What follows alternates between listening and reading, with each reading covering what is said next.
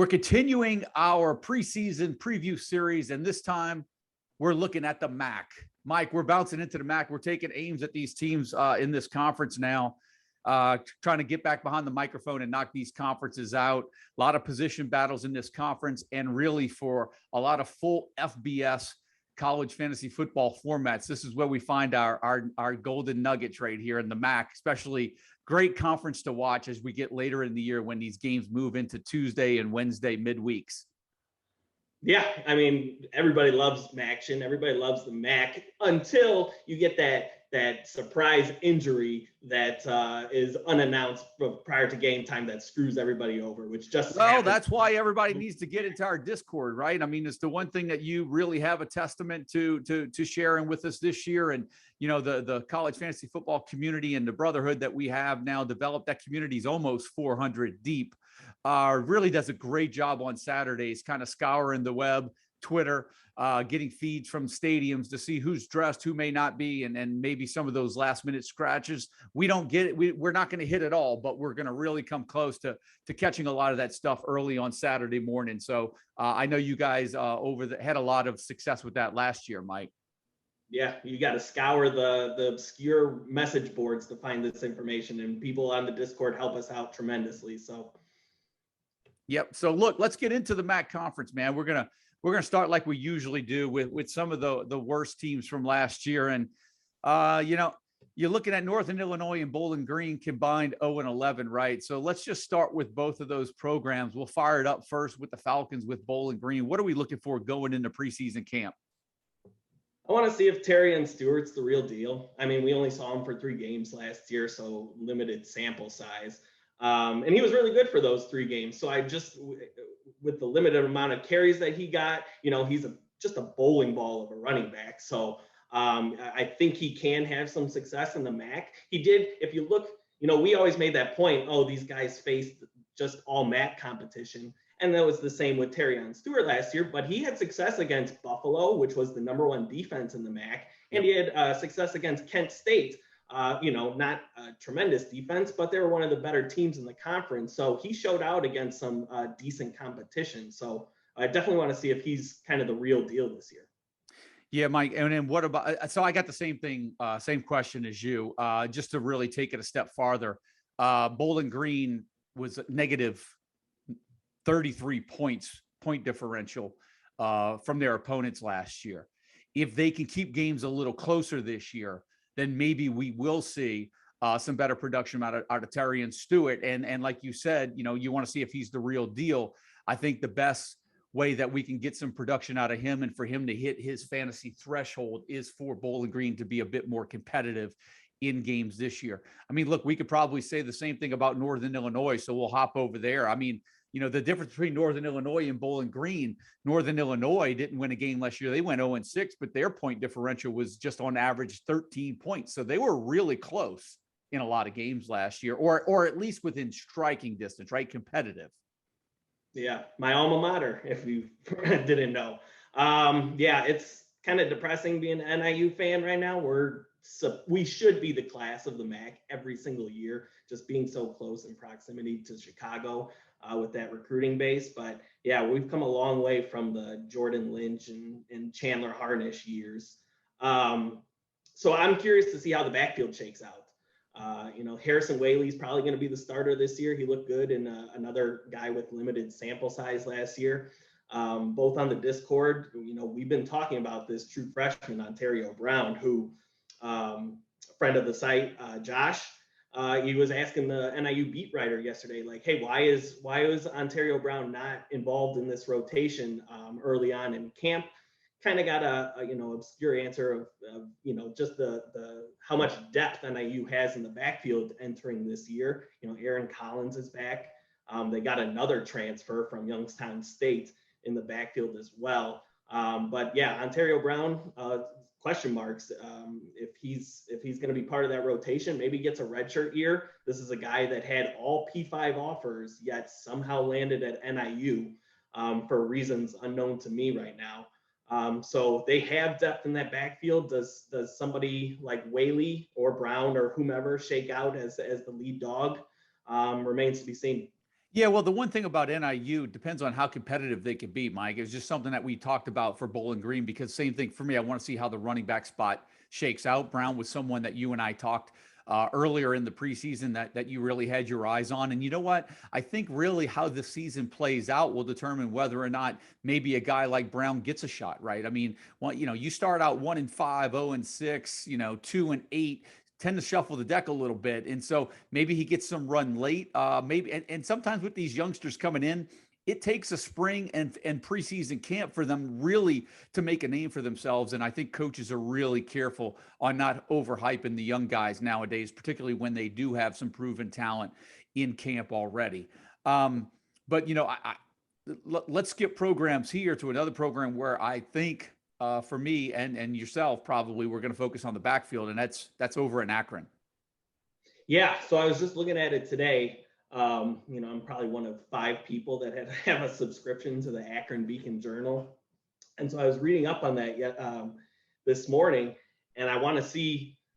We believe that Tion Dollard is going to be suspended at some point from his offseason activities that caused him to miss spring practice. So just kind of reading up on it right now. Head coach Tom Arth said that he's still away from the team. He wasn't on the practice field to start fall camp. Right now, it's in the university's hands. He's got to go through protocols to see just kind of what if he can come back, if there's going to be a suspension. Arth said that he's done everything off the field to this point to be reinstated to the team. He mentioned he's got a 3.0 GPA, so he's doing all the right things off the field to get back into the good graces with the team, but he's just got to go through university protocols. I think he'll be suspended, and I made this point, it's not going to, I don't think it hurts his value significantly if he's suspended to start the year, because going through that non-conference schedule, we don't think Akron's going to be very good this year. So Right. his production will probably be limited. Where he's going to make the most difference is in MAC play. So if he gets suspended to 3-4 games, I don't think that significantly dings his value. Yeah, and you've got Anthony Williams Jr. there who transferred into the program that will probably he'll probably play in his spot if Dollard happens to be suspended. That's where my biggest question is. If I was going to be a little bit different than you, is just how healthy is Cato Nelson is this year, because last year he was dinged up quite a bit, and that did not help the Zips at all. And if he comes back healthy this year, which by all accounts in the spring, he looked much healthier and looked like a much better player than he was a year ago. You wonder if there's some late fantasy value for not only him, but maybe in the passing game with receivers like maybe George Qualls, Michael Matheson. So keep an eye on the health of Cato Nelson going into the camp, as well as we'll be monitoring the availability of Tion Dollard. What about what about Eastern Michigan, Mike? What are we looking for there with the Eagles? It seems like we don't really have any questions at quarterback, or do we? No questions at quarterback. We talked about it early on. I was talking to my contact at Athlon Sports, and their beat writer had Ben Bryant, the Cincinnati transfer, as the starting quarterback, which kind of just I was a little bit confused by that, just by how Preston Hutchinson played. That has kind of calmed down. I don't think there's going to be any legitimate competition. So I think Hutchinson will be the starter. I mean, we saw last year he averaged 30 points a game. I think his worst performance was the opener against Kent State, and he still had 3 touchdowns. So this is a guy that, I kind of compared to the Brennan Armstrong of the MAC. Like, he's going to get volume, both passing and rushing. And that's what you want out of a fantasy quarterback. So no real questions there. The backfield, I do have questions, but with Hutchinson and the amount of guys that will be involved in that backfield, it's going to be irrelevant, I think, from a fantasy standpoint. And then at wide receiver, just who's that third option behind Hassan Beydoun, I believe how you say it, and then Tanner Knu. Yeah. Who's that third option behind those two? Yeah, I think for me, I would just say, look, I feel pretty solid about quarterback, receiver. How's the running back situation going to take it? How's that going to shake out? Will a guy like Darius Boone maybe nail down that running back one role? Will it be more of a committee? And to your point, Hutchinson did so much of the heavy lifting last year. Will he continue to do the same in 2021? So definitely some questions there that may not unfold. We may not find those out until the season kicks off, Mike. So let's go over to Ohio Bobcats. For me, and I'll just go first on this one. Maybe I'll beat you to the punch on this one, but for me, it's just all about what's going on at quarterback over there. Are we going to see a little bit of a rotation? Who's going to be? Is it going to be Rourke? Is it going to be how much run does Rodgers get? I'll start off there, and for me, that's the biggest question going into the new season. And unfortunately, I don't know if we're going to be able to find that out until the season unfolds and how much time Rodgers gets, or in fact, see who wins, who's named the starter coming out of camp. If Rodgers is named the starter coming out of camp, then I feel good that he's going to be the full-time guy. But if Rourke is the starter out of camp, then I think we may see a little bit more of down and distance situational out of Rodgers. Yeah, I think personally they would go with Rourke just because, and we've talked about this, how he's a sophomore, I believe. Where you risk maybe losing him potentially if you start Rodgers there. But I think they go with the same kind of rotation last year with Rourke as a starter and then get Rodgers involved as a wildcat in the red zone, stuff like that, which could potentially hurt Demontre Tuggle's value if Rodgers is stealing some work there in the red zone. I'm curious about O'Shawn Allison, the running back too there, because I've mentioned it on numerous occasions now that I'm not taking Tuggle at his current value just because of how they typically, Ohio and this coaching staff, and I know, the head coach has moved on, but it's going to be the same offensive staff. Yeah. They give that running back to extensive work. Just once in the last 7 years has the starter topped 200 carries. So they are going to split carries in that backfield. So I want to know how O'Shawn Allison is if he's healthier this year, because he barely played last year. Yeah. And I think one thing I'll be keeping my eye on as well. I know I mentioned you and I talked about very briefly in the spring, when they do throw the ball, they've got some reliable targets there, but Shane Hook's transferred out to Jackson State. They've got this 6'5", 190-pound freshman, Aramoni Roan, coming in that could take over on the outside, and just a young guy to keep your name on, and we'll be keeping tabs on him throughout preseason camp as well. What about over to Central Michigan, Mike, where 1,000-yard backs are no strangers recently over the last couple of years? What are we looking at, or what are the questions we have for the Chippewas going into preseason camp? I want to know why the general public is ignoring Khalil Pimpleton as a fantasy option. I am fully confident that Jacob Sermon's going to beat out Daniel Richardson as the starting quarterback, and if he wins out, I expect the quarterback play to be significantly better than it was last year. And when they had good quarterback play 2 years ago, there was 80 receptions for Pimpleton in 2019. So that is an optimal option for PPR formats.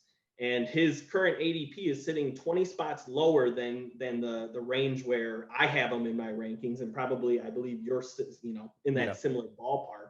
So he's going significantly later than we have. Yes, he has. If they get good quarterback play, he's going to be a steal where he's being drafted. Yeah, I a team that we'll get into in a little bit. There's a lot of talk about guys out there amongst the industry guys about stacking that Western Michigan offense.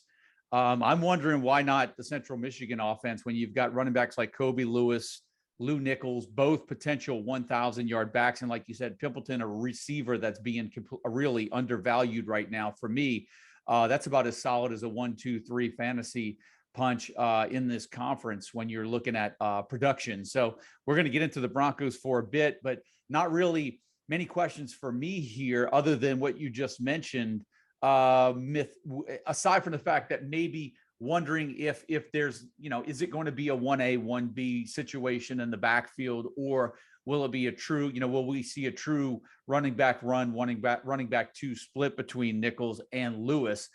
It's hard for me to see that play out, really hard for me to project. I do think that both guys are capable. Both guys, as long as the Chippewas are competitive, and I think both guys could be close to 1,000 yards. I think both guys could catch at least 20 passes in that offense out of the backfield. I want to see how that plays out. And right now, do you have a? I know I'm favoring Nichols over Lewis right now. Is that how you have it as well? Same. I have Nichols over Lewis, but you could also make the argument if you look at ADP, and I don't have it right now, but Lewis is going, May have a better value with where he's going in drafts. correct. So they're just 2 years removed from having two 1,000-yard backs, and they got 4 starters back in the offensive line. I think they're both going to be they're both going to be productive, like you mentioned. Well, let's go over to Western Michigan now, since I just mentioned them, and talk about that offense. Not a lot of questions for me in the offense. I think we know, I think we know what we're going to get. If I were to have one that would be just at the forefront, it would just be, is Ladarius Jefferson going to be truly ridden like a workhorse running back one in that offense? That would be my question going into preseason camp, going into the new season. How about yourself?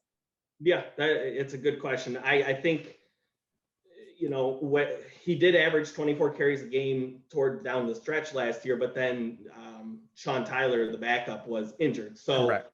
How does that dynamic change with everybody healthy? I'm curious how the wide receiver situation shakes out. Sky Moore obviously didn't take that next step as we expected last year as a sophomore.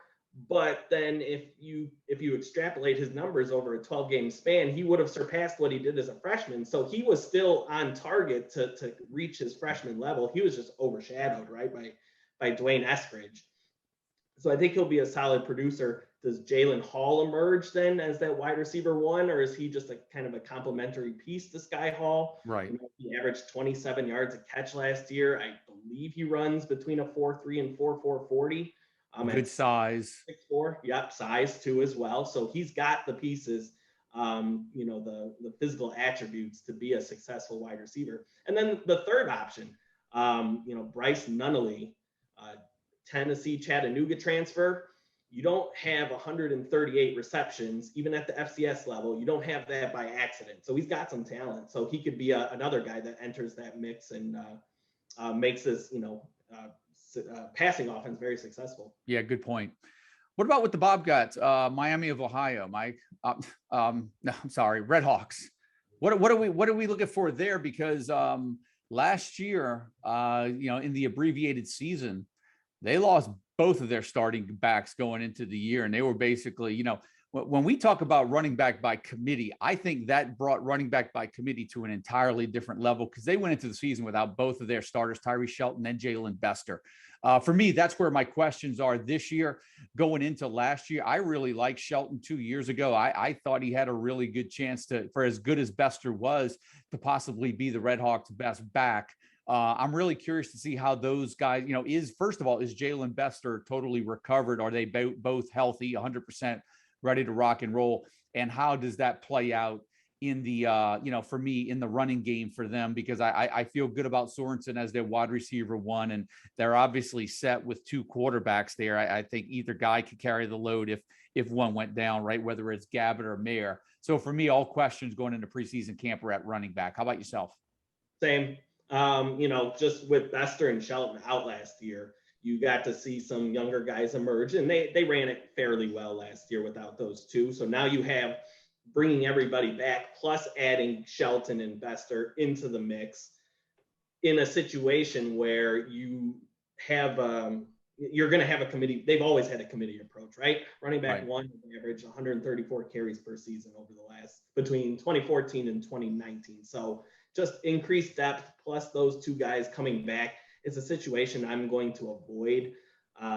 Bester did have 14 rushing touchdowns 2 years ago, but that was on just 171 carries. So I think you can definitely expect some regression there.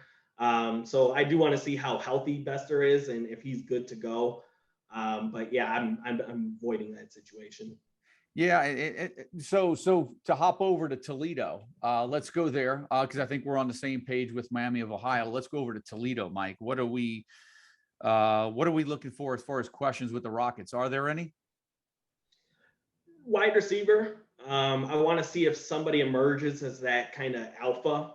Because you have a Toledo offense that's going to throw it 30 plus times a game. So Yep. you would think that somebody's going to pop at wide receiver, but they bring most everybody back, and nobody had over a 17% target share amongst the receivers. So they're going to spread the wealth, especially now that everybody's coming back from a year ago. I believe we both have Isaiah Winstead as the projected wide receiver one. He averaged over 20 yards, I believe, per reception. So he's a big play guy. I want to see if somebody emerges from that group. Yeah, same thing here for me. The questions in the passing game: is it going to be Winstead, maybe Bryce Mitchell, Denzel Mitchell, McKinley Lewis? Right. I think the one thing that we agree on is that they're rock solid in the running game. Bryant Koback, in my opinion, seems to be going right at or a little bit below where I actually value him. I think good value out there in fantasy drafts. I mean, when you're talking about a guy that scored 34 touchdowns in 31 career games, like if you're looking for consistency, that's what you're going to get there. But for me, I'm with you, Mike. It's all about the passing game, and does Carter Bradley step in as a starter there? How productive can the passing game be? Can they put it all together this year, running game and passing game? So for me, questions in the passing game, like you said, Winstead, we've pegged as wide receiver one, but until we kind of get a glimpse of how that shakes out in camp and throughout the season, we won't know for sure. Talk about the passing game. Kent State certainly has one, Mike. Any questions going into preseason camp with the Golden Flashes? Not a lot. I guess just kind of how the wide receiver core shakes out. They lose Isaiah McCoy to the Yes. NFL. I love Jayshon Polk, but I'm not sure he's that alpha, like big 6'3", fast on the outside type. He's very fast, and we saw that last year. He's one of my favorite players to watch in action, but he's a slot receiver. He averaged 15 yards a catch last year, but is that sustainable? Sean Lewis, their head coach, when we saw him when he was under that Dino Babers coaching tree back at Syracuse and Bowling Green, their slot receivers were very productive, right? 70, 80 receptions, but they averaged like 10 yards a catch. So do we see some regression there with his yards per reception average? And then some, on the outside, is Nykeim Johnson, the Syracuse transfer, going to join Polk in the slot? Dante Cephas probably has one of the starting jobs locked up. Kashan Abram, JUCO transfer, had 100 yards in the spring game. Those are the four guys that we believe are in that mix, but I'm not 100% sure of just how it's going to exactly shake out. Yeah, I'm with you. I want to know wide receivers. We both feel good about Polk, but I think how Nykeim Johnson fits in. Dante Cephas has certainly been a receiver that I've been targeting very late in our best ball drafts. I think I've grabbed him in a couple of them. I just feel like maybe, as far as a bigger target, when you're looking at Polk and Johnson's smaller targets, someone's going to have to emerge, or I would think someone would that's got a little size. He's the guy that I've kind of got my early chips on right now, but that's something that we'll definitely be monitoring throughout preseason camp. Let's hold over to Ball State, the MAC champions, Mike. A lot of pieces come back there. Johannes Tyler, Justin Hall back at receiver. Got a little bit of a committee approach coming back at running back, which is where my eyes will be. And at quarterback, obviously, we've got Plitt coming back there. So for me, it's all about, are we still going to get a committee approach in the backfield at Ball State, or will we get a running back one emerge? Because the passing game for me is set. Yep. I think we can just focus on the backfield. Early indications are committee. Will Jones and Ty Evans, came on in place of Caleb Hunley last year. Wasn't overly impressed with either of those two players, but they're certainly going to be in the mix. They had another guy whose name is escaping me that performed well in spring ball. Then they got a high 3-star recruit, Rico Barfield, who we talked about previously. He was in a really talented backfield in high school. with Taj Butts, who is currently at Missouri. So he's a guy that is a bigger back too, who fits that mold of a Caleb Hunley, who could shoulder that workload. Yep. But we don't have any proof or evidence that he can emerge yet as that running back one. But if you look back, Ball State typically has a guy, right? Whether it's Caleb Hunley, James Gilbert, just going back over the years, they do have one guy that averages over 20 carries per game. Do they have that this year? I mean, maybe they go committee, but curious to see if somebody does eventually emerge there. Yeah, me too. And because they couldn't really decide on a guy last year, I took some late flyers on Rico Barfield in one of the drafts that we played in, thinking, hey, man, senior laden group on the outside passing game offense. This might be the time where possibly a youngster kind of comes in camp, breaks through. If we didn't see it from any of the guys last year and they couldn't distinguish themselves from one another, maybe they do have something in Barfield. We'll see how that plays out. But the fantasy value right now is definitely in the passing game, Mike. So we're definitely spot on there. Let's finish up with Buffalo. I would have normally started off finished with Ball State, the champs, but we're going to go to Buffalo because I think there's probably a lot of questions in regards to Buffalo this year, just with the fantasy value of Kevin Marks. Obviously, I think with Lance Leopold leaving, I think that's my biggest question is just how does it affect the chemistry and the cohesiveness of that Buffalo offense going into the 2021 season. I think they're still going to be okay. The cupboard's not bare. There's talent there. There's a system that's already in place and established. Yeah, they might have lost a couple of guys. I think Mark still is flying. It's hard to say that a preseason back that I have in the top 10 is being a little undervalued right now, but I do believe if Lance Leopold would have stayed, Marks would be going would be going higher than where we're seeing him go right now in drafts. Would you agree with that? 100%. He would have been a top 4 back along with Bijan and Ibrahim and Breece Hall. So they're getting new offensive coordinator. Just looking back over the years, RB1 averages 210 carries per game. Now, slight dip from what we expected or with the previous staff, but when the coaching staff news happens and we were discussing our projections for Kevin Marks, we didn't really touch him down too much. So we expect similar production out of Kevin Marks this year, despite losing a couple pieces along the offensive line to transfer. So I feel decent about Kevin Marks this year. I want to find out who's running back too. Kevin Marks being a senior, I see some NFL draft talk about Kevin Marks, so he's likely gone after this year. So who steps into this running back one role next year?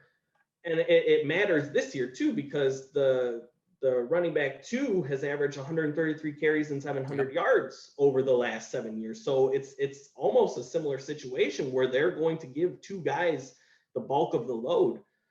So we don't have, we lean towards Ron Cook Jr. as the potential running back 2, but we don't have a firm grasp on that. So I'll be looking for that during fall camp. Yeah. I just want to say, here's something I just want to mention. I think this is a good one to end the show with. I still like Kevin Marks. And I think, obviously nowadays look, if he had a chance to bolt, he would have left. So you wonder if they gave him some reassurance going into the 2021 season. You and I tend to differ on opinion a little bit, but here's something that you and I talk about, and I do think it matters sometimes. In an offense that is so run heavy, you mentioned the average carries that the running back 1 for Buffalo gets. If Marks was a player that was to start fast out of the gate this year, keep in mind, he only needs 1,429 yards to break the program's all-time rushing record and pass Brandon Oliver. And I'm not saying that that's incentive for him, but I would venture to say that that's a if he's suiting up on Saturdays before he gets out there week 1, that's got to be a goal of his to finish among the program's top running back. He needs 1,400 plus yards to do that. And so I think he'll be motivated if he gets out of the gate really fast for the Bulls. So Mike, that's going to do it for the MAC, man. Anything you want to add to put a bow on? Anything we need to readdress to finish this thing up? Nope, we got the Mountain West coming up right after this show, so let's get in. That's it, guys. Look, we got them coming out. We're only, I think we're less than 3 weeks away from the season. Week 0, we are going to start getting our weekly content up for week 0 in the coming weeks. But that's going to do it for the MAC, and we'll be seeing you guys on the Mountain West Conference, which Mike and I are about to fire up right after this. See you guys.